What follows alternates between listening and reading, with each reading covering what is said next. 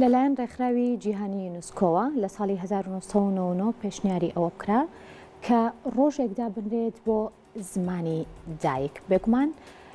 لە دواترا و لە ساڵی 2000 ڕۆژی 21 شوبات دیاریکرا بۆ ئەوەی کە ببێتە ڕۆژی زمانی دایک و لە تەواوی جیهانە ئەم ڕۆژە بەرز و پیرۆز ڕاگرێت و چەندین مەراسیمی تایبەت بە زمانی دایک واتە بابەتە ئەدەبیەکان بە شێوەیەکی دیار و هەمیشە هونەرمەندان و کەسە دیارەکانیش پامی خۆیانیان هەیە لەم ڕۆژە. لە ئێستایەکێک لە هونەرمەندە دیار و دەنگە جوانەکانی نێوگۆرانی و میوزیکی کوردی ئەویش خاتووکانیە پامێکی تایبەتی هەیە و لە ئێستاە بەرهەمێکی نوێی بۆ ئەم ڕۆژە هەیە کە تیایدا بێگومان لە پامەکە باس لە گرنگی زمانی کوردی و زمانی دایکیش ئەکات لە جیهاندا بە شێوەیەکی گشتی و گرنگی و تایبەتمەندیەکانیشی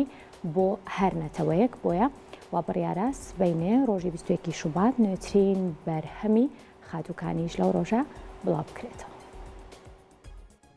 مرۆڤی سەرزەوی کاتێک کە شادن کە غەمبارن کە هۆشیارن کە مەستن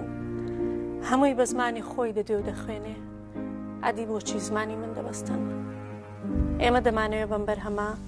ڕۆژی جیهانی زمانی دایک پیرۆز بکەین پێشکەشە بە هەموو ئەو مرۆڤانەی کە تا ئێستا